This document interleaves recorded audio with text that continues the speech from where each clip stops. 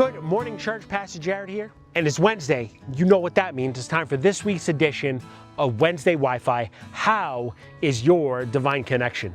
And I just pray for you this morning that you experience God's peace and His presence in your life like never before, wherever you are, whether you're on the mountain high, the valley low, or somewhere in between, that you know when you cry out to God, His peace and His presence shows up in your life like never before. And this will lead us into Psalm chapter 3 and a little bit of background on Psalm chapter 3.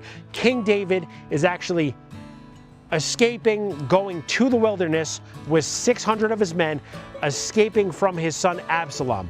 Well, his son Absalom exalted himself, crowned himself king over Israel. And David had two options. He'd go into fight or flight mode.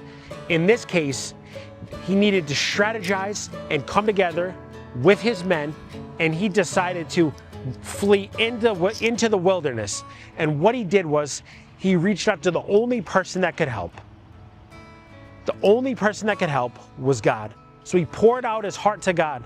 He was expressing to God that many enemies were trying to come and attack him and come against him.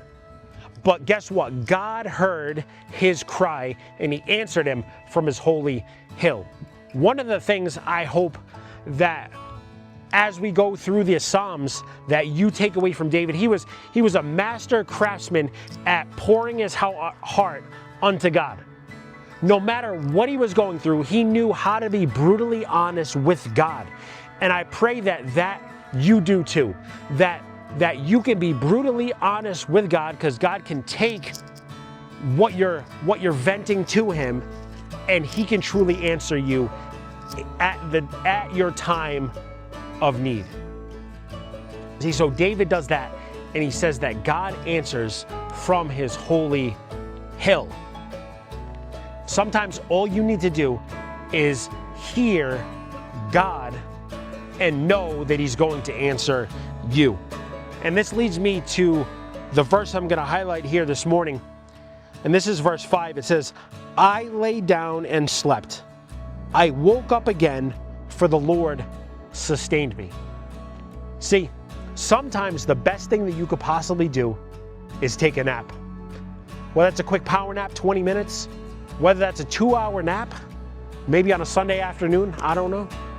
But one thing I do know is that when you truly give God everything you're going through, you put your trust in Him, He gives you the very rest that you need. In this case, David fell asleep and took a nap, and the Lord sustained him.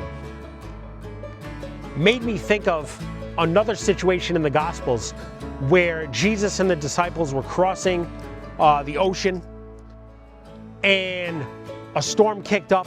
And the disciples were freaking out. They were getting very anxious. They were getting nervous. But Jesus was sleeping in the boat. And the disciples, because they were freaking out, they went ahead, they woke him up. And I'm sure like anybody gets woken up from a nap or whatever, you may be on the wrong side of the bed. You might have woken up on the wrong side of the bed. And I'm sure Jesus was maybe a little upset because he was sleeping peacefully. And he got up, he rebuked the disciples, he rebuked the wind and the waves, and he was like, how come you don't trust me, guys? Because the best thing that you can do is when you pour your heart out to God, what you do is you're trusting Him in those situations. And when you realize that God is truly for you, you can truly go to sleep. I remember a situation probably a couple months ago. I was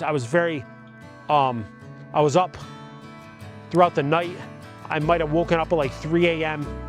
Just my mind was turning. Anybody out there where their mind just continuously races? It got to a point where I was like, God, I just trust you with this. And I fell asleep. And I slept the rest of the night. And I woke up, and just like this psalm says, that the Lord sustained me. See, so I just pray that if you need a nap, just take a nap. Just take a nap and know that God's got it all handled and under control. Here's your sermon in 60 seconds. It was Youth Takeover Sunday, and what an incredible time it was. You got to see how God was using, shaping, and molding these youths' lives, and that God custom crafted different gifts and abilities and things that they can do. And it's only the beginning for them. So, hope to see you on Sunday. It is Father's Day. We'll be having donuts for dads. Hope to see you guys Sunday, 8, 9, and 11. God bless. Have a phenomenal day.